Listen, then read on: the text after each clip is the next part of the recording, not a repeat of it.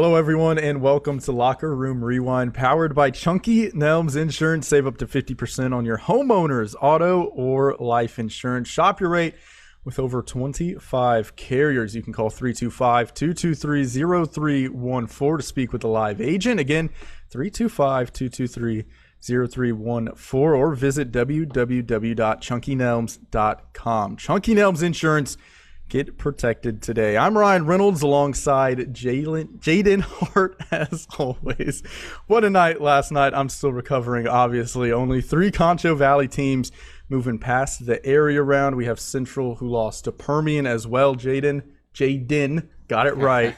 What surprised you the most? I think that game really did. Central was ahead for most of it, and I know we're about to dive into it and everything, but I really felt confident about the Bobcats winning that game coming into the week and entering that matchup. And I guess if you're just want another one, Sterling City beating Rankin didn't necessarily surprise me, but it was one of the things that really stood out this week. What a game. What a shootout with Sterling City and Rankin. We'll touch on that a little later, but let's focus on that rivalry game, Central and Permian. Central was up 17-6 in the first quarter. Towards the end, the last couple minutes, just a wild turn of events.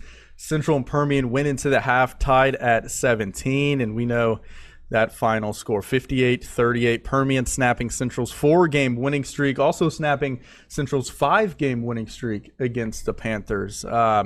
Permian with the win, they claimed a share of the District 2-6A title, and it was really just a game of mistakes for Central. 2 interceptions, 3 fumbles lost, one of them being a botched kick return. You just can't play like that against a team like Odessa Permian and expect to win. No, and an Odessa Permian team that's, as we've heard throughout the week, that has evolved their offense a little bit to not be just the ground and pound Odessa Permian team that we've seen. And pretty much, if you've been around Odessa Permian, know that they're going to be.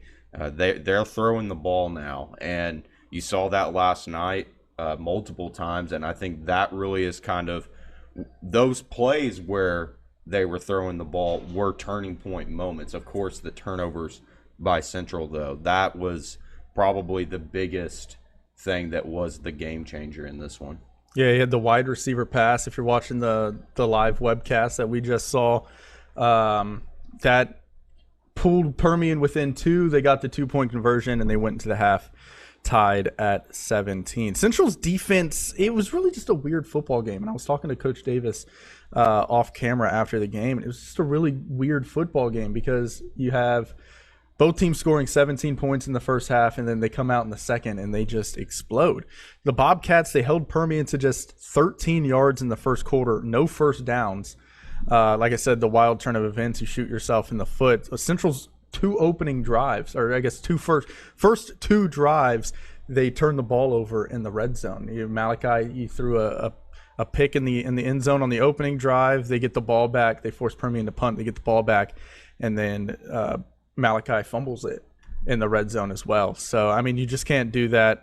So I mentioned Central's defense, and then they held him to just 13 yards in the first quarter. Permian came out in the second. I don't even think they punted in the second half. Based on the amount of points they put up, I wouldn't think so. I mean, what was it, 31? That they, or no, 40. No, yeah, 31. We'll slow my math, but yeah. No, I mean, look, it really boils down to turnovers as the biggest thing that cost this game for Central. And I would say that Central is just as good as Permian. Despite this loss, I still think Central's would be capable if they were to line up and play next week.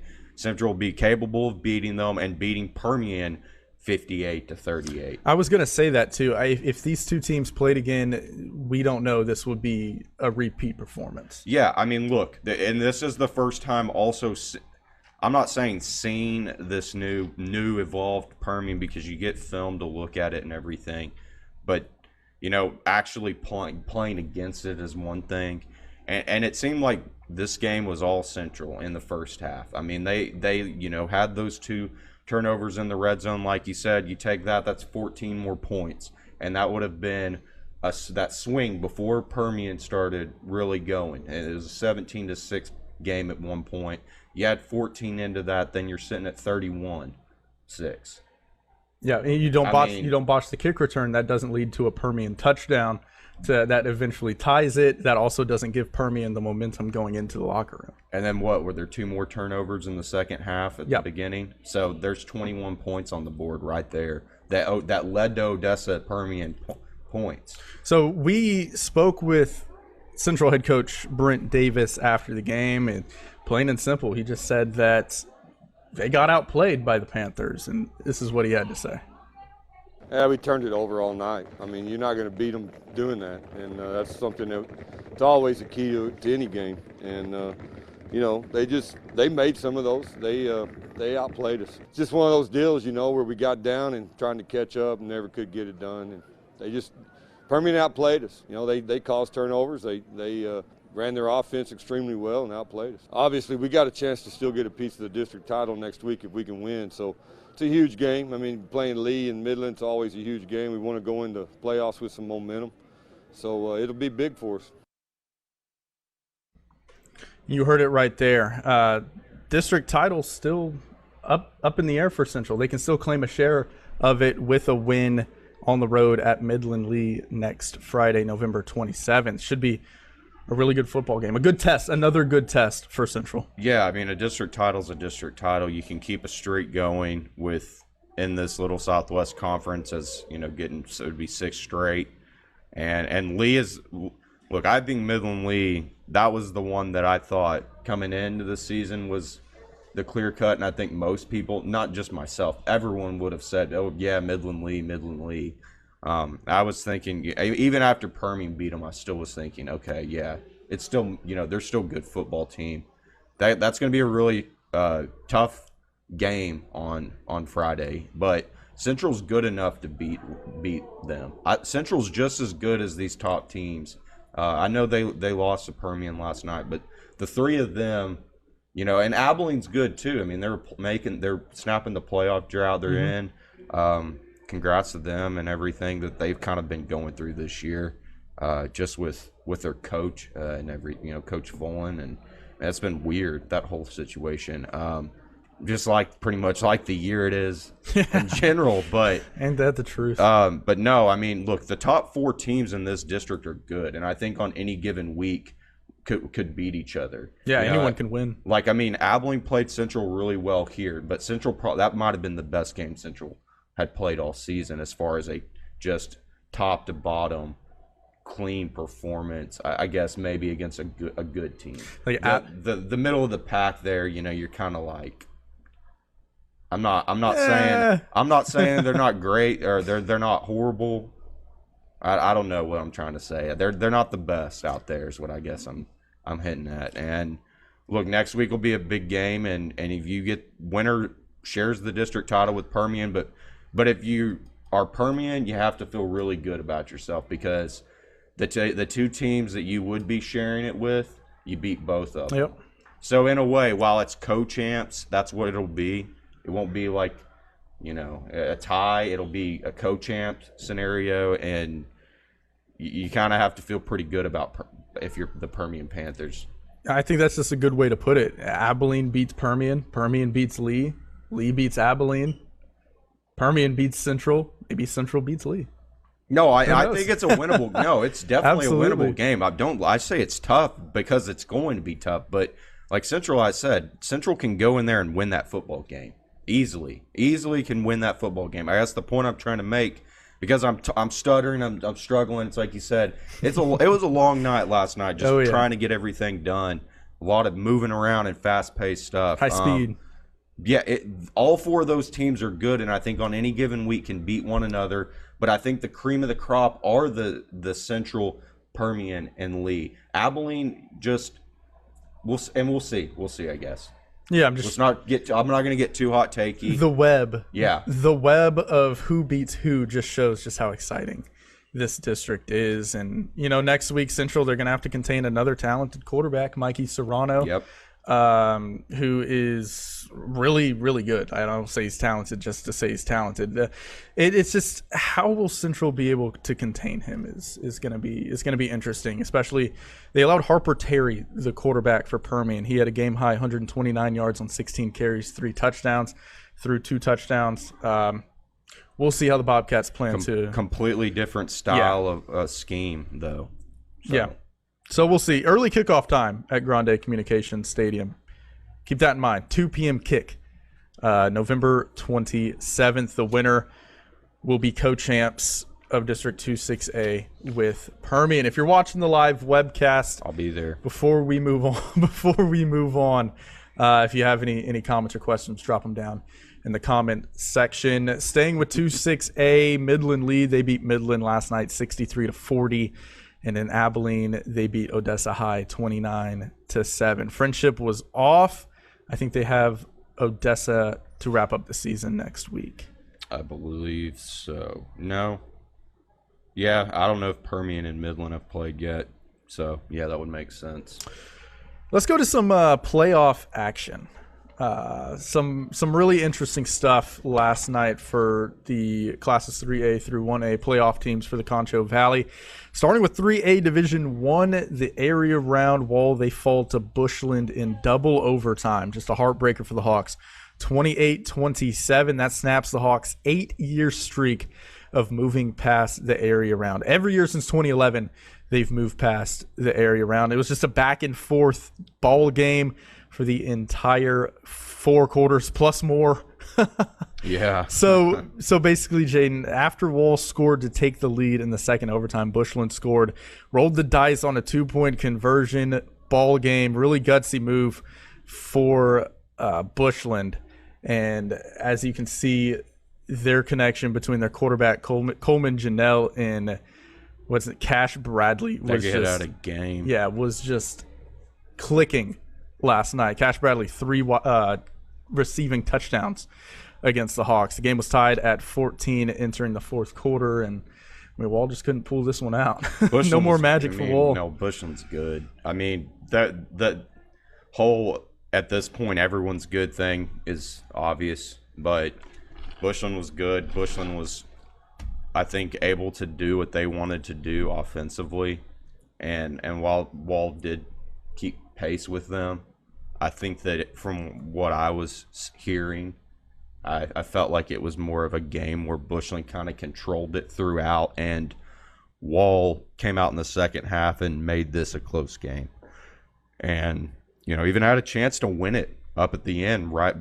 Scored, went for 2, and didn't get it. And then Bushland missed the field goal, so that made it. As time expired, I think it was like a 38-yarder. So 2020 game, and then you had like you said, the 2-point conversion. That was what ended up being the deciding factor. And what's crazy is that it was just a blown coverage, and it's something you'd rarely see out of a Wall Hawks defense. That no matter the team they're playing, no matter the style of play, they're typically very disciplined and grounded, and stuff like that doesn't happen a lot. So, and that again goes back to you're in the playoffs and all of these teams are good, and I mean you're going to have games like that where one play will decide it, and saw that last night. It's just crazy how, as I mentioned, 8-year streak of moving past the area round. Some people will probably view this as an underperforming year for Wall, and that's just kind of the standard that they've set. Yeah, it's insane. No, and still a lot to hold your head high on too. Yeah, considering the schedule that they played, you go through and look at the 4 losses were against good football teams, all of them. Cornerstone is what they are. Don't need to go down that path. Midland Christian's good. Jim Ned's a 6th-ranked team and gonna have a big test against against Brock next week. And Bushland, they could beat Pilot Point. Who knows? They're going to be playing a good Pilot Point team, but that Bushland squad's good on across the board, I guess is what I'm trying to say. Sorry if I'm fumbling around, but they're really good.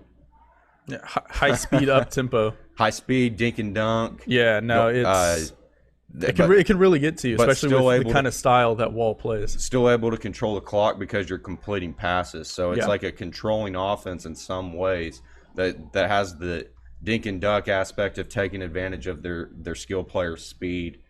And Wall offensively, that it's kind of the thing that I guess I would look at all season. I wouldn't say that they underperformed, but I don't think lived up. I feel like I'm about to contradict myself. I don't think they lived up to the full potential of really what it could have been. I believe that their offensive line, first and foremost, was outstanding. And I think their skill players were... Their defense was great.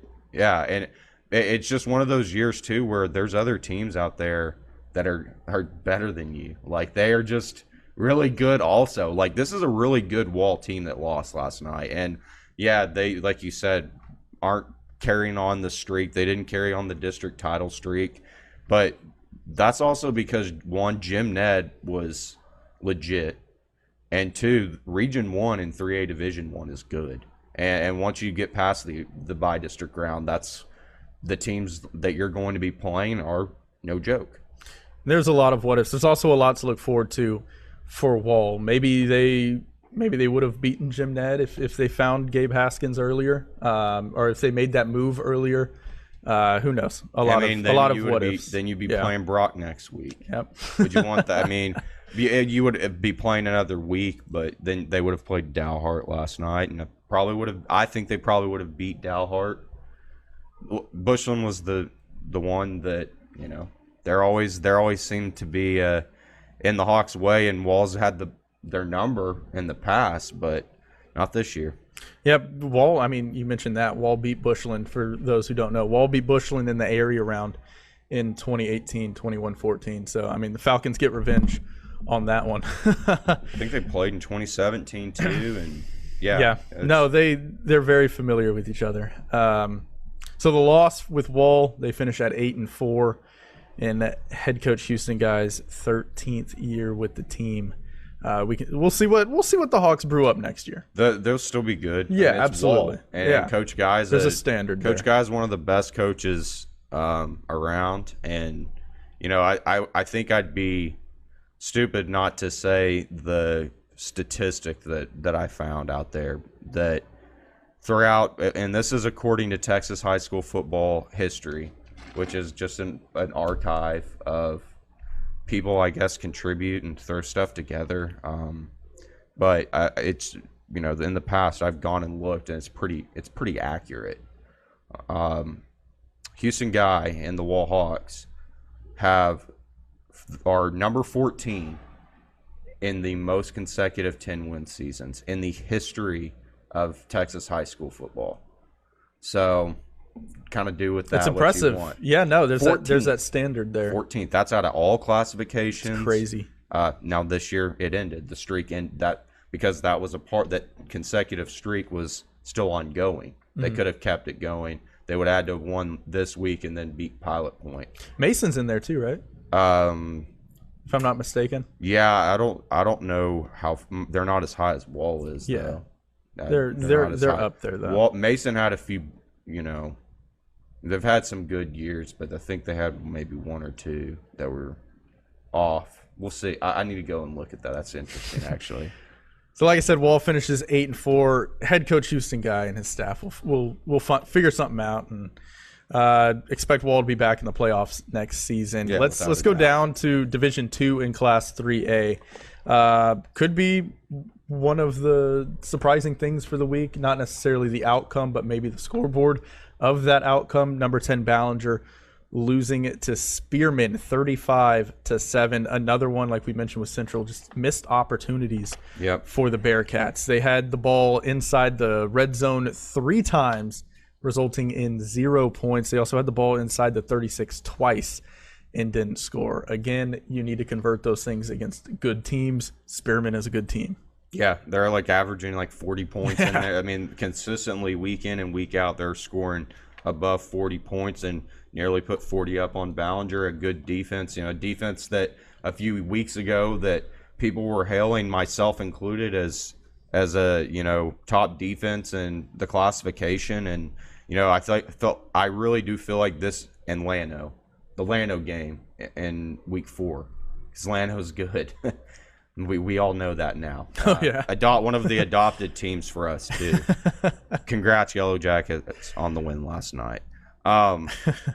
Anyway, without getting sidetracked, Spearman's offense, another really big test for what has been a very good Ballinger defense, and kind of, you know, again, fell flat whenever it came time to step up against one of those powerhouse type teams. And, you know, it kind of disappoints me because I was looking forward to the idea of them playing Childress in the next round. Would have been the 3rd year in a row, and Childress had knocked them out the past 2. Mm-hmm. And, you know, we're not going to get to see that. And I mean, but overall, looking at Region 1, I still feel like it's Canadians to lose. And I mean, we'll see if Idalou can challenge them, and that Idalou's not bad, so we'll see. But I mean, it's just Canadian is always good. Canadian is Canadian, if that makes sense. Again, that standard that Canadian has set in Class 3A. Something happened with Spearman in their offense because they just found some kind of hole. They found a rhythm. Something started clicking with them. Scoreless after the first quarter in this one. Took a 21-0 lead into half, Spearman did. And just like Central, Ballinger, they had to play catch-up. It's not really an offense that you want to play catch-up with. It just didn't work out for them. No, and that, you know, the defense played its part in the first quarter, like you said. They did. The game was close in the first quarter, and then, like you said, just then, took off. And there was really no looking back for the Lynx. And some stats from that game. Quarterback Carter Arrett, 14 carries for 91 yards, 15 for 33 passing, 202 yards, and 2 turnovers. What a season he's had. Yeah, I know we mentioned a possible newcomer of the year type situation. I don't think he can win it because he's a junior. Only sophomores can win it. Oh, yeah? I think so. Is that the criteria? I thought this was something we just made up. No. Oh, I thought you meant like district. Oh, no. I mean, if you're new to the scene, I think you can be a newcomer of the year. Oh, well, yeah. I mean, for our sake, I was just meaning district superlatives and stuff. Who cares what we have to say? I don't care what I have to say half the time, and I'm clearly exhausted. Apologize if I sound a little behind. It's just the toll of 3 weeks of playoff football and trying to keep track of and keep the Central beat going. Oh, it's mentally exhausting. It's just been it's tough. No, it's a quick turnaround, especially we got home last night at 2:30 in the morning, and then you have to prepare for this stuff. Drove to Big Lake and came back to the station, and nothing had been accomplished, and I had to end up doing most of it, which, you know, that is what it is, everyone. But that's fun times that when you work in this industry. So a hard-working man. Yeah. What we all bragging about myself. I'm very humble, aren't I, guys? Gosh. So running back Carter, Garrett Dixon, 15 carries, 87 yards. Weston Rolwitz, 6 catches for 109 yards. Ballinger finishes the season 11-2 in Chuck Lipsey's second year with the team. Again, great season for Ballinger all around. Your 2 losses are to a really good Llano team and a really good Spearman team. Yeah, no, so historic-wise, this was a good season. I mean, you know, the story that I kind of propped up in my head was, you know, just where these teams were as far as how they'd performed in this round of the playoffs. And one of the cool things that I did find was that Ballinger, and it's not necessarily a cool thing, but it would have been a cool thing if they would have accomplished it, was winning an area round game for the first time since 2002. So, you know, they're trying to still get that. They have the right man in charge. Lipsey has definitely, you know, proven that he is a good head coach and able to build a program because Ballinger just saw year in and year out improvement under him. That they lose. One of the big things that made Ballinger good was having all of the seniors, and they're about to all take off. But at least you have Carter back. Carter Arrett stepped up and really filled that role at quarterback and I mean, I think that's why you saw him hold on to the job, was because he did such a good job. So, you know that you've got that coming back. I'm not sure how their JV is, but, it'll be something interesting to look at next season with that district, because Sonora's young, Brady's young, Bangs, they were good this year. They're losing some key pieces. Yeah. So, it's going to be kind of wide open, and one thing to keep an eye on, kind of exciting to think about a year out. No, it's gonna be good to look at. I know we mentioned Mason earlier, and we're kind of talking about programs that have set standards. Mason is definitely one of them. They beat Kennedy 41-18 to advance to the regional round in Class 2A Division 1. Really strong second half for the punchers. I know in your highlights it was Matthew Kerr, Matthew Kerr, Matthew Kerr, and that really was kind of just how the game went. Kennedy, they scored to bring it within 20-18 in the third quarter. Mason scored 3 straight touchdowns, just kind of put the game away for their 8th straight win. They are rolling. It is really, but yeah, no, they really are rolling. It was Kerr, Kerr, Kerr. That's all I typed, because that's what it was, and those were some impressive runs that he pulled off there at the first 3 touchdowns. One of them being a quarterback keeper, or a quarterback sneak, excuse me. All of them were keepers. Little sneak there on the second one, but the first and the third really impressive. And to be honest, I didn't get past halftime on that game because my little DVR on my computer shut off, and technology. Justin Fisher at Texas Hill Country Sports Network, or Hill Country Sports Network, was the one that provided that live stream and was able to get the okay to use that stuff from him, and I appreciate it. Yeah, big shout out to him. Big shout out to Shay Harris at Concho. Yeah, Sports all Network. of those guys that are streaming games is really awesome. Really, unsung heroes in a lot of ways for what they're doing it and what they're doing it for. It's a lot to put together too. Yes, it is a complex production. I mean, I think about my granddad, for example, and how much he loves Texas high school football. I mean, a guy that has been around this, especially this area in Abilene, for years and years and years. So Abilene High and Permian and Central and Midland Lee, all of those teams matter to him, but he's expanded his base to where he's a big Lampasas fan in 4A, and we'll see. I've adopted Lampasas too because they're fun to watch.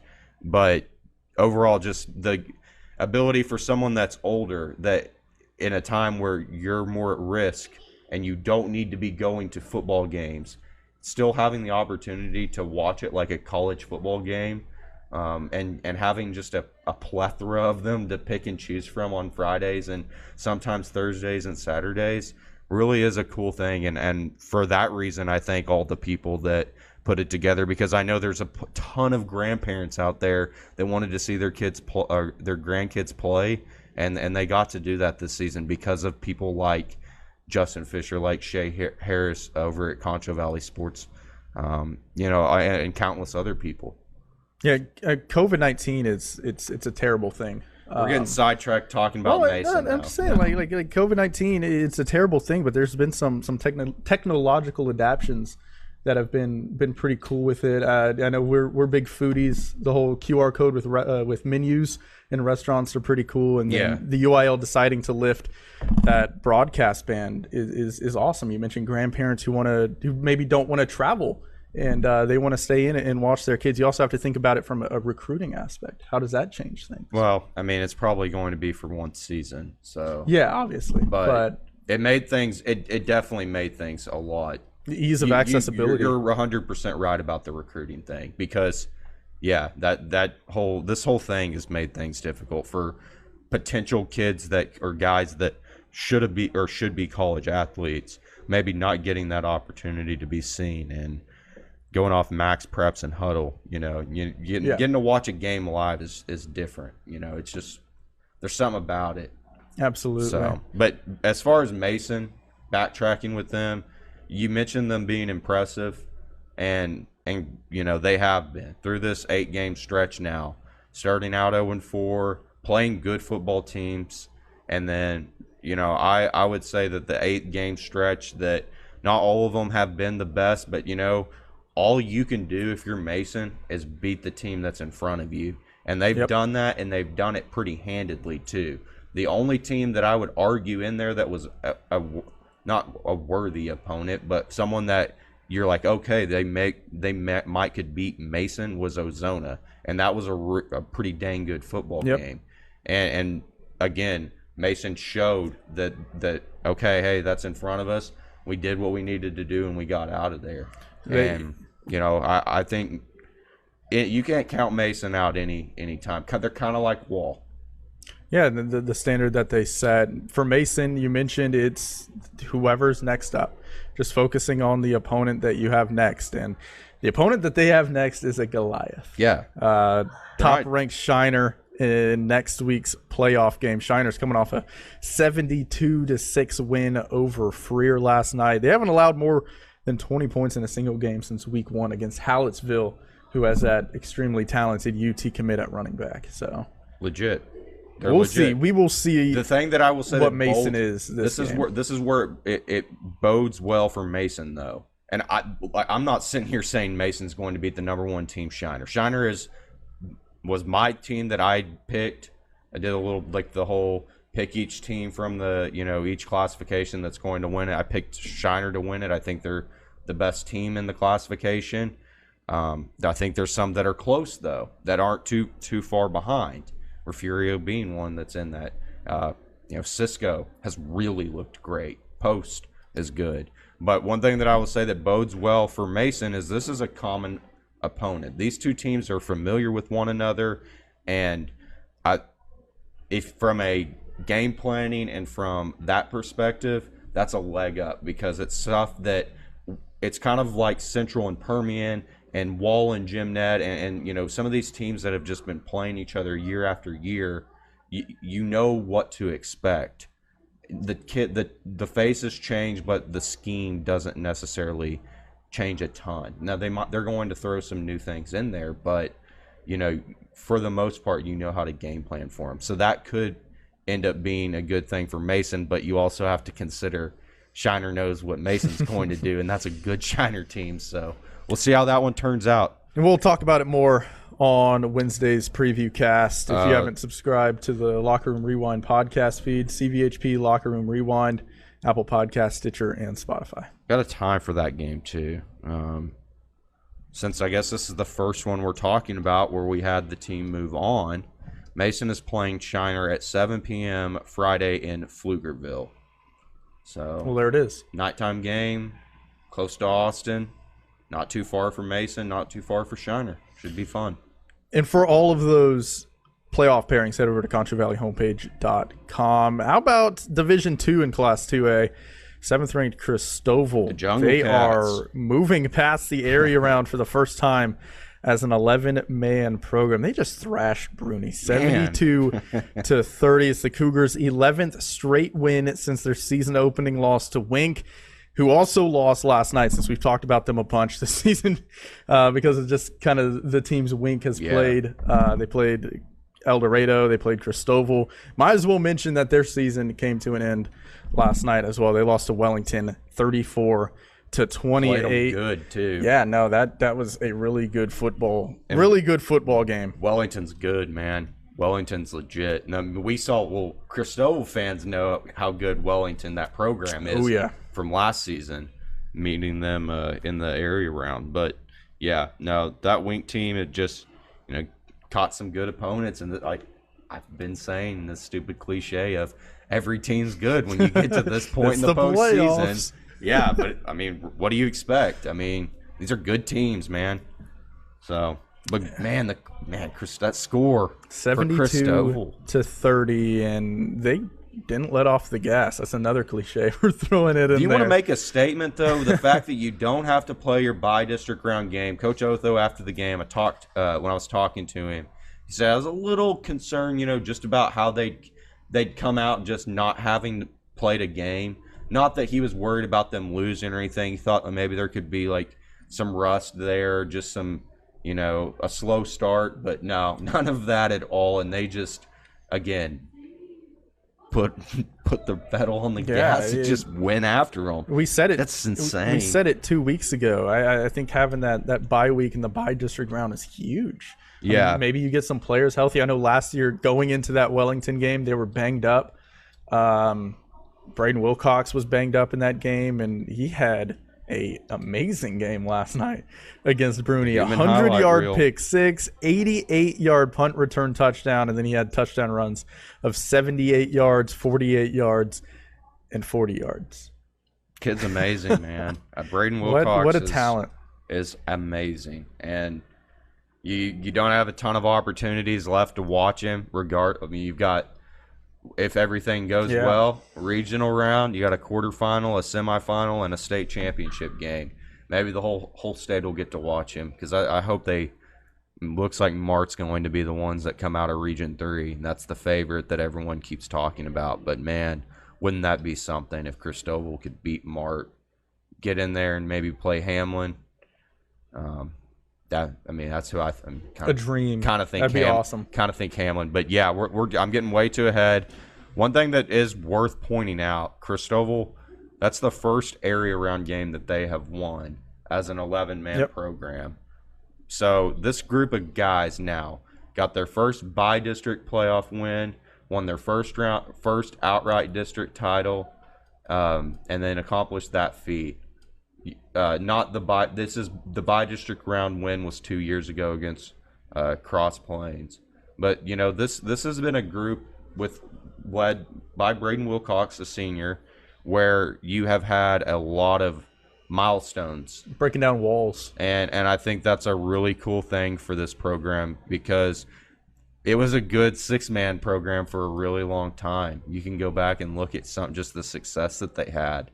And to see that they're now having that success in 11-man is great for that community, and I'm very proud of the Cristobal Cougars. Exciting things for Cristobal. Again, I just want to hit on Wilcox. That's a defensive touchdown, a special teams touchdown, and 3 offensive touchdowns. Player of the week for you, probably. Insane. I don't know. There's a lot of there is a lot of things that can factor into that. I mean, Malachi Brown set a school record.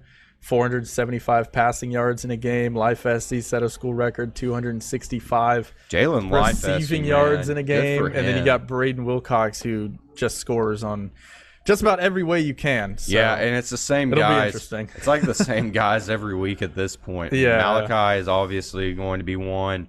Jalen, Life SD, who was the leader in that receiving core, and he's kind of came on of late and getting back to Central, but those two. And then you want to talk about one other kid, Seth Levesque, man. Yeah, he's been huge. Kudos to him for what he's dealing with and playing under circumstances, not being necessarily 100%. And, kudos to him for doing it and still performing at a high level. And then, obviously, Cristobal, Josh Fava is another guy that has played really well for Cristobal at running back, and he's a junior.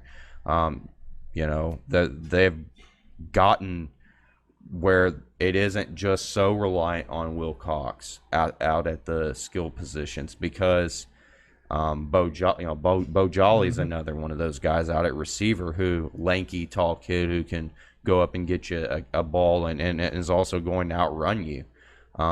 Also good on the defensive end. Yeah, and that's where this becomes the interesting thing.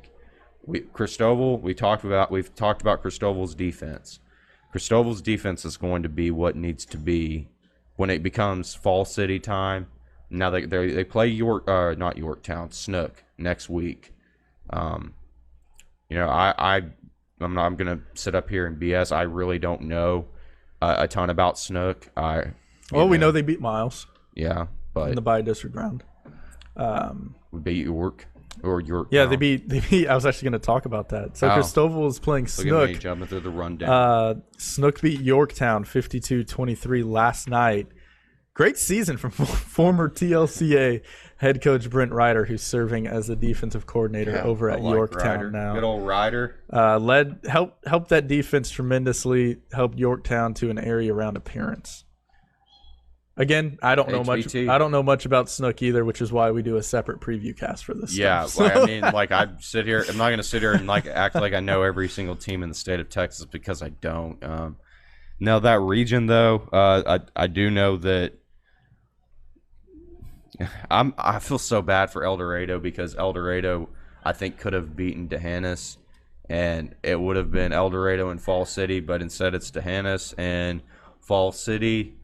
And I feel like Fall City's the favorite, while I also feel like Cristobal's going to be the favorite against Snook. I think the two that have been kind of on a collision course for the region final, quarterfinal, whatever people are calling it, the UIL calls it quarterfinal.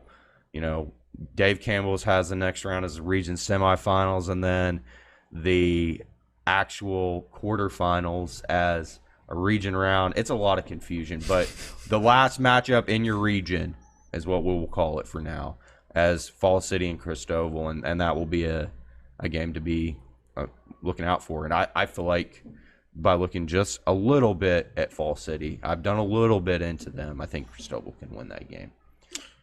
Let's go ahead and jump to six-man football. Why don't we? And like you mentioned, you were out at Big Lake for this one last night. Class 1A Division 1, top-ranked Sterling City outlasting 5th-ranked Rankin in a thriller, 100-88. There were 25 touchdowns scored. Yes, 25 touchdowns. I know you're not scored in this one. Anything. Sterling City, they scored 4 of the final 6 to pull away with the win. Golly, man, that football game was something else to be there. Sterling City right out of the gate scoring on the first offensive play. I put the camera down, turned my back for a minute and a half, and Rankin runs down the kickoff off that touchdown. Then Sterling City gets it, goes and gets it in within the 5-yard line, scores. So just basically a sequence of 4 plays you have. That's 3 touchdowns, and that's just kind of goes to show you why it was 100-88. And you know, Rankin controlled this one for a majority of the first half. After Sterling City kind of got those 2 big touchdowns to jump out like quick, Rankin responded. Then on Sterling City's next possession, they had that a defensive stop, and then that's when they started to get that touchdown to 2 touchdown. It was that was the margin for both teams for a majority of the night, was the touchdown to 12 points and then that's got dwindled down because Sterling City kicked it up a gear later in the second quarter, made some big stops defensively, 4-point trailed by 4 points going into the half, and then third quarter is when it turned. And they had those touchdowns by Francisco Gonzalez and Camden Pruitt, who probably scored more than just 1 touchdown, but specifically those late in the third quarter to give them a 12-point lead, kept that stable 12-point margin into the fourth, actually had a 20-point lead at one point in the fourth, and you know, you could kind of feel like, okay, well, here they go, they're about to do it. And now Sterling City, the stat that I find the most fascinating just to kind of prove their dominance, you know, and take rankings as what you want. I take them, you know, with more than a grain of salt, because I think they've done a really good job with ranking teams this season. But Sterling City, according to Dave Campbell's final AP rankings, they do it the last week of the regular, or after the last week of the regular season before going into the playoffs. The stat is Sterling City has now beaten the 2nd, 3rd, 4th, 5th, and 6th ranked teams in 1A Division 1. What else? I mean, no other resume like out there. Now you got to win a state title still, but man, like if they do go on to win the state title, I mean, how can you not say it's one of the? I'm not. We'll get to historical type stuff, but just the sheer talent of opponents that they've played this year. Because look down the road, this is what you're more than likely getting. You're getting a rematch against Westbrook next week. You've already beaten them, but they're the number 3 team in the state. You're either going to get Happy or Borden County. I have a feeling, the sneaky suspicion, that Happy is going to be able to beat Borden I wouldn't now, either way the outcome wouldn't surprise me, but I I think Happy has a really good shot of winning that game. So then you'd get the 6th-ranked team again, playing Happy. You've already beat them.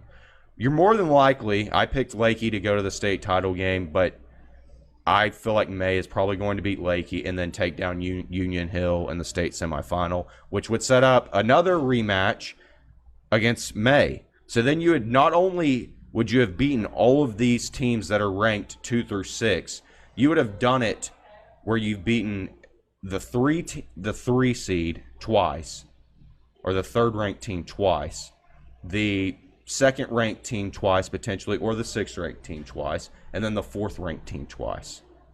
No, yeah, that's impressive. I mean, what else? I mean, You're I know that's a lot of me like rambling, but like that's impressive. Like that's hard to do in a year. Like beating a team that's really good twice is hard to do, and that's something that we do need to keep an eye on with Sterling City in these next 3 weeks, because it will not be just a ride over. You know? No cakewalk. No, and this is probably the best team.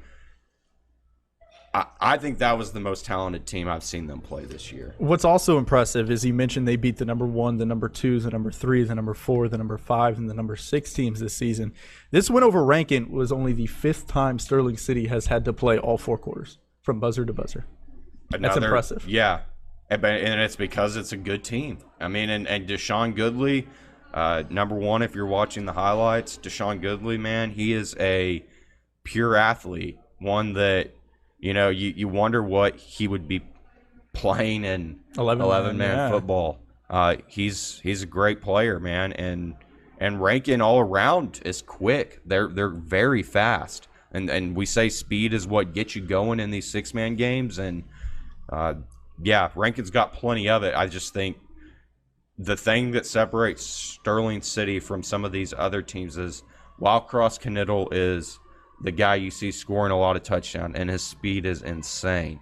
It isn't just a one-guy effort every week. Yeah, Cisco always talks to us about their depth. I think that really showed out. Yeah, I think that really showed in last night's win over Rankin. It showed all season long because, yes, like I said, you have Cross scoring these touchdowns, but Chance Ferguson's in there making huge defensive stops. Hudson Cox, who doesn't probably get his name mentioned enough, he de facto quarterbacked or playing quarterback. You know, he's delivered great passes when he's needed to, and you know, goes in there, and as soon as he pitches it off to Cross or Francisco Gonzalez or Cash Johnson, he goes in there and he's blocking for him. Damian Calderon has been good. I mean, the list could go on. It really is. What you said, the precursor to this entire season of Trey Cisco saying this is team depth,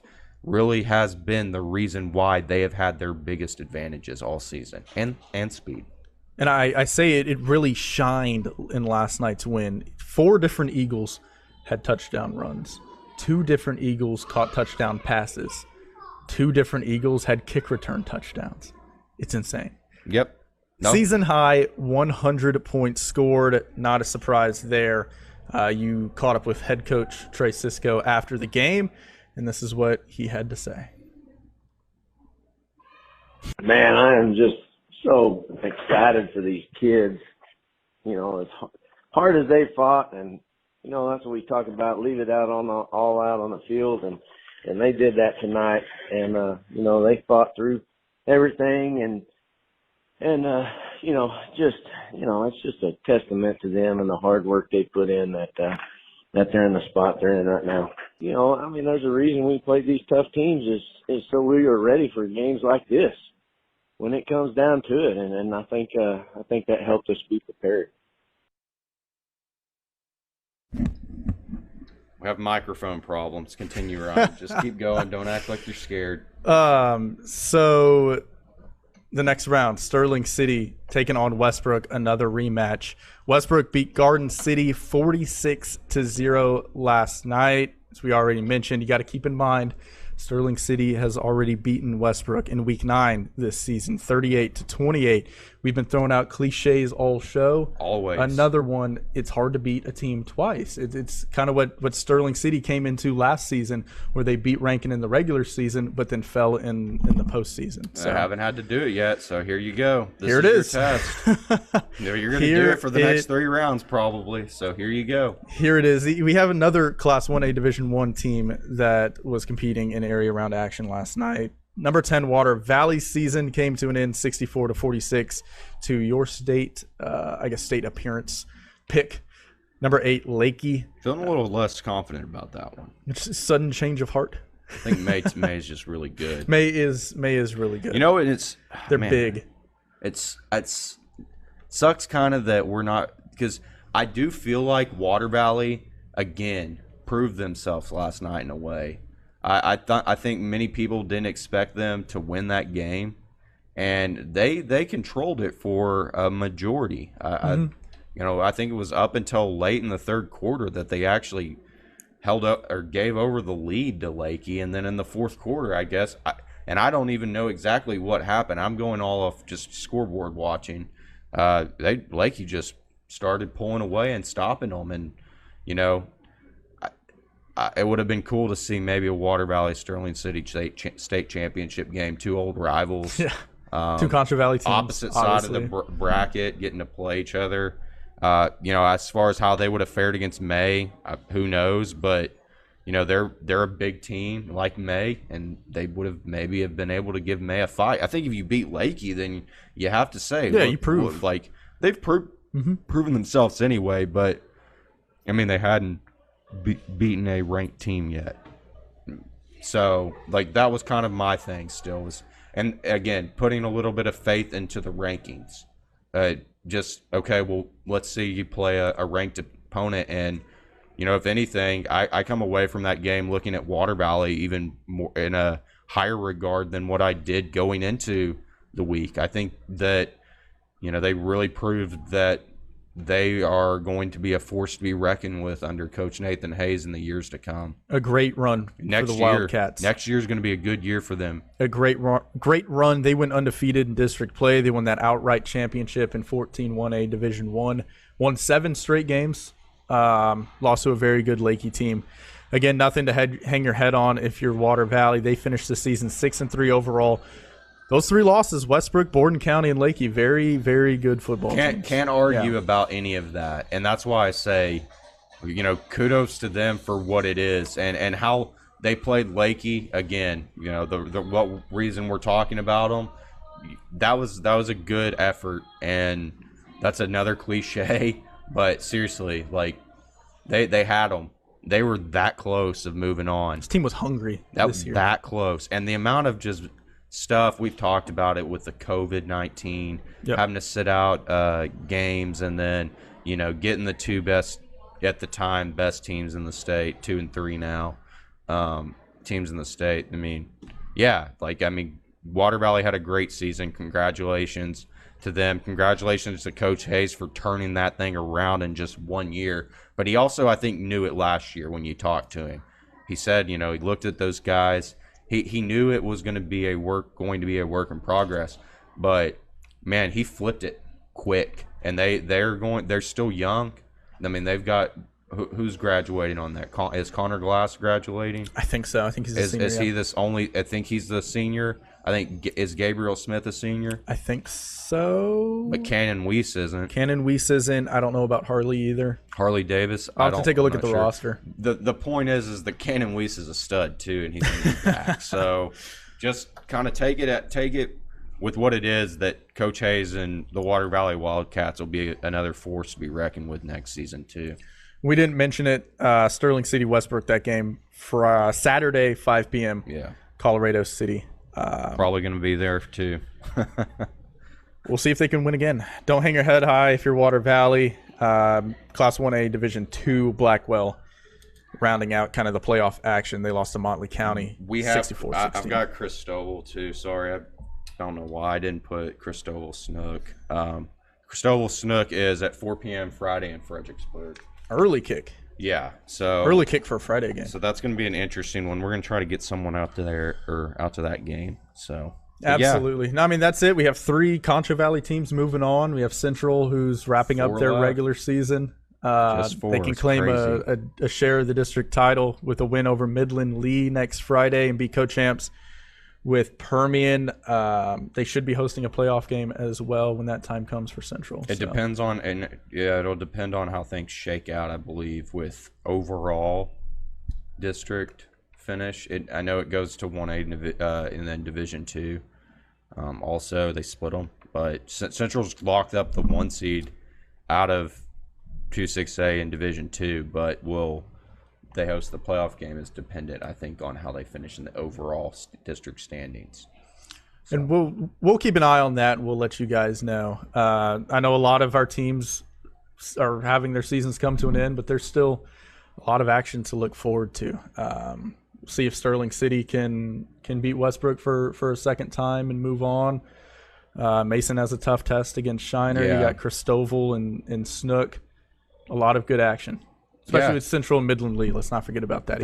No, it is regular season. There is a lot of implications on the line for that game. And Central's more than capable. Look, you're going to beat people that they're very reactant to whatever happens with the snap. Right at the time. Central's still good. Central is still a team that I look at in Division 2. If you look at who the teams that they're going to probably get lined up against, they're more than capable of going 3 rounds deep. I mean, like they're going to make a good playoff run more than likely. Absolutely. So we're going to be covering Central Bobcat football probably, here late into December. So get ready.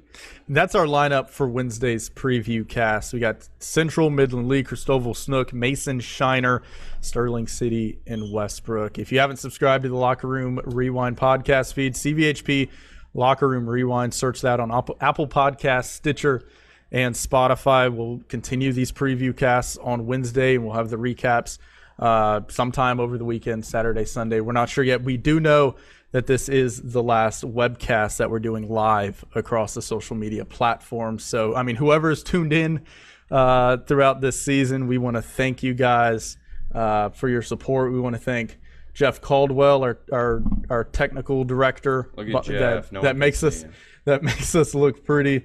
For punching our shows and coming in on his off days. Move the camera on you, Jeff? He said no. For coming in on his off days and making this show really great. And Jaydon, you've been awesome. I know this isn't the end. We're making it sound like it's the end. No, it's not. We're still going. It's better than how I signed up. Oh, we're going to sign off how I signed off inside the game last night with doing this very heartfelt thing where I thanked our production staff and I thanked our audience, and then kind of realized that I still had to fill about a few more seconds before it cut off, and then they gave me the time countdown, and I just said, I'm signing off. And I wish I had this clip on hand. Yeah, it was pretty awkward, guys. It's like, and then the production guys come in there like, you fumbled on the 1 yard line, like, and I'm leaned over the desk, just like I should have, like the worst way I could have ended it, like, because it was all very ad-libbed last night because I didn't have time to do a lot of stuff. And I thought, well, man, I really, when you're saying something from the heart, then it's going to sound good. But when it became time to actually do the easy thing, which would have been see you guys next week or, something clever, not even clever, just like all right, thanks for tuning in to Inside the Game. I'm signing off. It's one of those. It's just one of those things where, I mean, we're human. I'm pretty poor. We're not gonna stand up there and not a pro, guys. I am. We're not robots, and I mean we stumble on names and stuff. I'm a pro, but I'm also only a year and a half pro. I'm getting my grounding. A novice. And hopefully you San Angelo folks will have to deal with me for a few more years because I like staying around here and covering y'all's teams. So that is that one thing I will say. I think. Thanksgiving coming up, we'll have the preview cast before then, but if we're going to say we're thankful for things, I really truly am thankful for all of the players and coaches, not only in football. I know I spend a lot of time on football, and it's because I feel like you know, that's one thing that I enjoy covering. And you know, Rachel Turnock, who's the weekend sports anchor at KSAN, she picked up the beat kind of with volleyball and really kind of kept it rolling. You know, you did a really good job with, you know, kind of just both. I mean, you got the more predominant football focus, I would say, but you kept your eye kind of on everything. And, you know, that's good to have with a department. And I'm not trying to get, but what I'm trying to say is I really am thankful for all the volleyball players out there, all the coaches, you know, all the tennis players out there, all of our athletes, because you make my job possible. It makes my job fun. I get to come into work majority of the days with a smile on my face, excited to go and do what I want to do. And it's not because I get paid the big bucks. You know, this is something that I enjoy doing. And for that reason, like, you know, and sometimes, yeah, do we take it seriously? Yeah, heck yeah, we're going to take it seriously, because, you know, this stuff is our livelihood. And we would, if I were in high school still and I had someone covering me and covering my games, I would hope that they would take it seriously. Absolutely. We also understand at the end of the day, this isn't the Super Bowl. The main goal of this entire thing is for these kids to get finish their high school career, develop as great people, and then go on to do whatever they're going to do in their lives. But, you know, and that comes with the territory. So thank you to all of those athletes and coaches. Thank you to the audience that tunes in, everyone that has tuned in. I appreciate it, because I'm normally spent on Saturdays. I was pretty spent today, or I am spent today. You come in on your day off and do this. So that's good. I might not have sounded the best. I probably have. I feel like the last few weeks have kind of been trickling down and the bottom peak for me. But and then thanks to this guy, because all of these rundowns, I get rundowns every Saturday, and I can keep up with it the best that I can. But it is very detailed and well thought out, and he does a great job with setting all of this stuff up. So, you know, I went on a rant. I typically go on one rant a show. There it is. I'll send it back over to you, Ryan, across the desk. Good timing to do that. No, I think you put that perfectly. I second everything you said when it comes to players, coaches, making jobs fun, and the viewers. Thank you, everyone, for tuning in. If you haven't, subscribe to that CVHP Locker Room Rewind podcast feed. Get a notification. Head over to ConchoValleyHomepage.com for all of our sports content. You can keep up with the playoff action, as well as get your local news from around the Concho Valley. Everyone, thank you. Thank you for tuning in today. Thank you for tuning in this season. It's been an amazing year. We will see you guys. Have a great weekend, and we'll see you guys on Wednesday. Support local journalism.